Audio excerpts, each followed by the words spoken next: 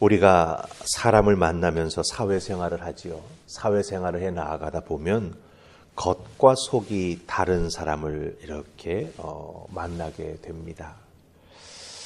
잘은 모르지만 이 겉과 속이 다르다라고 하는 것은 세상을 살아가는 처세술은 될 수 있을 것입니다. 이럴 때는 저렇게 하고 저럴 땐 또 이렇게 하고 경우에 따라서 자기 편한 대로 혹은 자기를 위해서 그렇게 행동하고 처신하는 것이죠. 그런데 여러분들, 이렇게 겉과 속이 다른 모습으로 처세술을 하면서 세상을 살아가고 있을 때 자기 자신은 잘 살고 있다고 생각할지 모르지만 세상은 그런 사람을 아주 잘 구별해냅니다. 겉과 속이 다른 사람 세상은 잘 압니다. 물론 대놓고 말은 안 하지요. 당신 겉과 속이 다른 사람이니 믿지 못하겠습니다. 그런 말은 안 할지 모르지만 속으로는 저 사람하고 같이 일하면 안 되겠다. 이런 생각을 그 세상에 사는 사람들은 한다라고 하는 것이지요. 예, 오늘 말씀 속에 나오는 사울이 바로 이렇게 겉과 속이 다른 사람입니다. 다윗을 두려워하게 되고 다윗을 죽이기 위해서 딸과 결혼시켜 자기의 사위로 삼고 사위 삼은 명분으로 전쟁터에 더 내몰아가지고 블레셋 사람들의 손을 빌어서 다윗을 죽이려고 한다라고 하는 것이지요. 하나님께서 다윗과 함께 계심을 알고 더욱더 그것을 시기 질투하면서 적대적으로 다윗을 대합니다. 겉으로는 위하는 척하지만 속으로는 어떻게 하든지 죽이려고 수단과 방법을 가리지 않는다라고 하는 것이죠. 전형적인 겉과 속이 다른 사람입니다. 오늘 말씀 속에서 이렇게 겉과 속이 다른 사울이 다윗을 죽이기 위해서 애쓰는 모습을 보게 됩니다. 그런 사울의 마음을 아는지 모르는지, 또한 다윗은 거기에 대해서 자기 나름대로 믿음으로 반응하고 삶을 살아가는 것을 보게 되지요. 오늘 말씀 속에서 이 사울과 다윗의 모습을 한번 살펴보면서 우리는 하나님 앞에 겉과 속이 다른 사람이 아닌 진실된 사람으로 살아가되 어떻게 살아가야 하는가 우리가 한번 살펴보십시다. 우리 먼저 17절 말씀 보십시다. 사울의 모습을 보면서 겉과 속이 다른 모습 한번 보십시다. 자, 우리 17절 말씀 찾으셨죠? 우리 같이 읽습니다. 시작. 사울이 다윗에게 이르되 내 맏딸 메랍을 내게 아내로 주리니 오직 너는 나를 위하여 용기를 내어 여호와의 싸움을 싸우라 하니 이는 그가 생각하기를 내 손을 그에게 대지 않고 블레셋 사람들의 손을 그에게 대게 하리라 함이라. 아멘. 예, 17절 보면 분명히 겉과 속이 다른 사울의 모습을 알 수가 있습니다. 다윗을 사위 삼으려고 하는 이유가 무엇입니까? 예, 왕의 사위가 되었으니, 그렇죠? 더욱더 용감하게 싸워야겠다라는 그런 마음을 다윗이 먹게 하고 그런 마음을 이용해서 최전선, 그 싸움의 최전선으로 내몰아서 블레셋과 싸우다가 죽게 만들겠다라고 하는 것이죠. 예, 전쟁의 최전선에 나아가 싸우게 되면 죽을 수 있는 확률이 매우 높아지는 것이죠. 그러니 자기의 손을 대지 않고 자기의 정적이라고 생각하는 시기 질투하는 다윗을 죽일 수 있으니 얼마나 좋겠냐라고 하는 거죠. 그래서 다윗을 제거하는 방법으로 딸과 결혼을 시키려 한다라고 하는 거예요. 근데 오늘 17절에 나오는 말씀을 잘 보시기 바랍니다. 딸과 결혼을 시켜 다윗을 사위 삼으면서 하는 말이 무엇입니까? 여호와의 싸움을 해달라고 말을 합니다. 여호와의 싸움을 해달라. 겉으로 보면 아주 좋은 말입니다. 그런데 우리가 이 17절에서 놓치지 말아야 될 워딩이 있어요. 표현이 있습니다. 여호와의 싸움을 싸워달라고 말하는데 그 앞에 붙는 사울의 그 속마음이 드러나는 표현이 있습니다. 무엇입니까? 나를 위하여 용기를 내어서.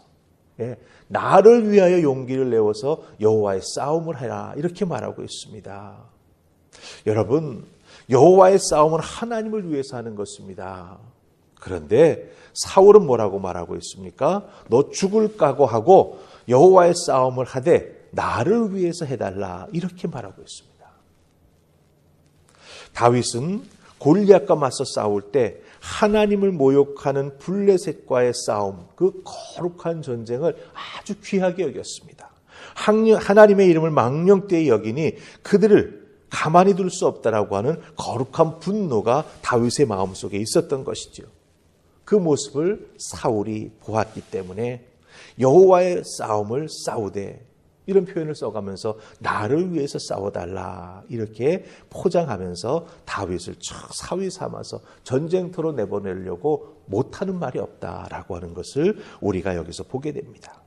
겉으로는 하나님을 생각하는 척하지만 속으로는 오로지 나의 이익, 나의 유익, 나의 왕권을 더욱더 든든히 세우려고 하는 그런 마음이 사울에게 있다라고 하는 거죠. 그 마음뿐입니다. 다른 것 없습니다. 여러분, 어둠 속 등불이 하나 탁 켜져 있을 때 가까이 가면은 아주 밝지요. 그런데 우리가 경험을 통해서 알죠. 그 등불에서 멀어지면 멀어질수록 어떻게 됩니까? 자기 자신에게는 어둠이 짙어집니다. 이것처럼 빛 대신 하나님으로부터 멀어지면 멀어질수록 자기 자신은 점점 죄악으로 빠져들게 되어 있습니다. 그런데 우리가 착각하는 게 하나가 있습니다. 무엇을 착각합니까? 멀리서도 희미하게 그 등불은 보이기 때문이에요. 저기 빛이 있구나라고 하는 것은 멀리 떨어져서도 그 반짝반짝 빛나는 빛의 그 희미한 모습을 보면서도 알 수 있는 거죠. 그러니 무슨 생각합니까? 나 아직 괜찮아. 이런 생각하는 거예요. 하나님으로부터 멀리 떨어져 있어서 죄악으로 점점 깊이 빠져들어가고 있는데, 이렇게 하나님 쪽을 바라보면 저기서 희미하게 하나님의 등불이 켜져 있는 것을 보니까 그래도 난 아직 괜찮아, 이런 생각을 하게 된다라고 하는 거죠. 여러분, 이 부분을 조심해야 됩니다. 믿는 자는 하나님 앞에서 하나님 말씀을 등불 삼아가지고 밝히 모든 것을 살피면서 삶을 살아가야 합니다. 자기 자신은 어둠에 잠겨 있는데 멀리 있는 불빛을 볼 수 있다고 만족해서는 안 된다라고 하는 거죠. 사울 왕이 바로 이런 모습입니다. 이스라엘의 왕인데, 하나님께서 선택한 백성들의 왕인데 난 아직 괜찮아, 이런 생각하는 거예요. 마음속에는 다윗을 향한 분노와 비교하면서 열등감과 그 사람을 다윗을 죽여야겠다라고 하는 생각밖에 없습니다. 싸움을 싸워도 다윗을 죽이려고 하는 생각을 하면서 그 싸움을 이용하려고만 합니다. 정말 하나님으로부터 멀리 떨어져 있는 사람이죠. 그런데 하나님이 선택한 백성의 왕이라고 나는 괜찮아, 이렇게 만족하며 살아가고 있다고 하는 겁니다. 이것이 정말 위험한 삶을 살아가는 모습입니다. 우리들도 이 부분을 조심해야 합니다. 하나님은 빛이시니 우리가 어디 있든지 그 빛을 비춰주시죠. 하지만 하나님 빛에 가까이 나아가 하나님 말씀을 등불 삼아서 내가 어떤 모습인가를 밝히 보면서 신앙생활에 나아가는 것, 그게 바른 신앙생활의 모습이다라고 하는 것을 꼭 기억하시기를 주님의 이름으로 부탁을 드립니다. 자, 이제 우리 23절 보십시다. 이런 상황 속에서 다윗은 어떻게 또 삶을 살아가는가? 우리 23절입니다. 같이 읽습니다. 자, 시작. 사울의 신하들이 이 말을 다윗의 귀에 전하매 다윗이 이르되 왕의 사위가 되는 것을 너희는 작은 일로 보느냐? 나는 가난하고 천한 사람이라 한지라. 아멘. 사울이 다윗을 사위 삼을 것이다, 그런 마음이 있다라고 하는 것을 사울의 신하들이 다윗에게 전합니다. 사윗감으로 네가 언급되고 있다, 이 이야기를 전해주지요. 이 이야기를 듣고 다윗은 무슨 말을 합니까? 나는 가난하고 천한 사람이다. 왕의 사위가 되는 게 보통 일이냐? 나 같은 사람은 안 된다, 이렇게 말하는 거죠. 나는 가난하고 천한 사람이다. 여기서 이 다윗이 지금 표현하고 있는 가난하다, 천하다라고 하는 표현이 무엇입니까? 정말 물질이 없다, 나는 신분이 낮은 사람이다, 이런 의미가 아니죠. 자기 자신을 겸손하게 낮추는 겁니다. 사람들의 소리를 듣고 왕이 너를 사윗감으로 마음에 두고 있어. 이런 말을 들으면 우쭐할 수 있습니다. 그렇죠? 예. 그런데 다윗은 그런 소리를 듣고도 우쭐하지 아니하고 자기 자신을 아주 낮게 낮춥니다.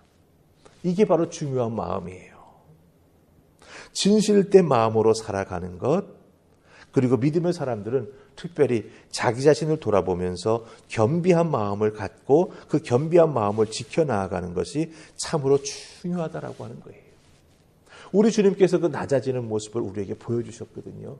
그 모습으로 삶을 살아가고 그 모습으로 주위의 사람들을 섬겨 나아갈 때 오히려 주위에 있는 사람들이 우리를 귀하게 여긴다라고 하는 거죠. 다윗은 그 마음이 있었습니다. 그리고 특별히 다윗의 입장에서 보면, 그 신앙인의 입장에서 다윗의 모습을 바라본다면 다윗이 자기를 하나님 앞에서 낮추는 마음을 계속 잘 지켜나갔을 때 하나님은 다윗을 보호하시고 지키시고 축복해 주셨습니다. 잠시 교만해졌을 때, 잠시 편안함을 추구했을 때 다윗은 넘어졌어요. 예, 별것 아닌 잠시였습니다. 그런데 그 잠시가 자기 자신을 무너뜨릴 수 있었다라고 하는 거죠. 그런 의미에서 여러분들, 하나님 앞에서 자기 자신을 낮추며 겸비한 마음을 먹고 그것을 지켜나가는 것 쉽지 않지요. 또 세상에서는 우리가 그렇게 신실하게 신앙생활에 나아가는 모습을 보면서 칭찬하기도 하고 또한 높이기도 합니다. 그럴 때 어떻게 해야 됩니까? 우쭐해서는 안 되지요. 다윗처럼 자기 자신을 낮추는 마음을 잘 지켜나가느냐라고 하는 게 중요하죠. 다윗이 이 마음을 지켰을 때 이스라엘의 왕으로서 참 성공하는 왕이 될 수가 있었음을 우리가 보게 됩니다. 우리들도 마찬가지입니다.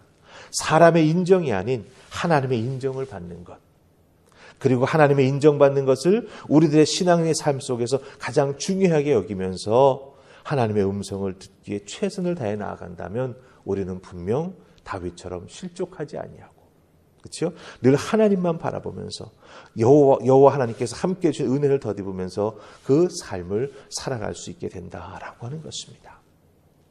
28절은 뭐라고 말합니까? 사울이 다윗을 심히 두려워했다라고 말합니다. 왜 그렇습니까? 여호와께서 다윗과 함께 계심을 보았기 때문에. 예. 이렇게 하나님과 함께 하게 될 때 우리는 결코 두려워할 필요가 없다라고 하는 것, 세상이 우리를 두려워한다라고 하는 것 꼭 기억하시고, 이 세상 살아가면서 처세술로 어떻게 해야 될까 생각하지 마시고 하나님 한 분만 꼭 붙잡고 나아간다면 우리들의 인생에 있어서 처세술이 아닌 하나님께서 열어주시는 귀한 길을 걸어갈 수 있다라고 하는 것 꼭 기억하시기를 주님의 이름으로 축복합니다. 아멘. 우리 기도하십시다. 좋으신 하나님 감사합니다. 이 새벽 귀한 말씀 주십니다. 이 말씀을 통해서 사울과 다윗의 모습을 보게 됩니다. 믿음의 사람은 어떤 모습으로 살아가야 할까? 다윗처럼 겸비한 모습으로 살아갈 수 있도록 주여 도우시옵소서. 하나님과 멀리 떨어져 있으면서도 희미한 불빛 보면서 나는 괜찮아, 스스로 위로하거나 스스로 만족하는 우리가 되지 않도록 주여 도우시고, 하나님께 더욱더 가까이 하나님 말씀의 등불로 내가 무엇을 어떻게 해야 될지 보고 깨달아 알며 그 삶을 살아가는 우리 모두가 되게 하여 주시옵소서. 오늘 하루도 하나님 말씀 붙잡고 그 말씀 등불 삼고 한 발자국 한 발자국 믿음으로 걸어가는 우리가 될 수 있기를 소원하옵고 예수님 이름으로 기도하옵나이다. 아멘.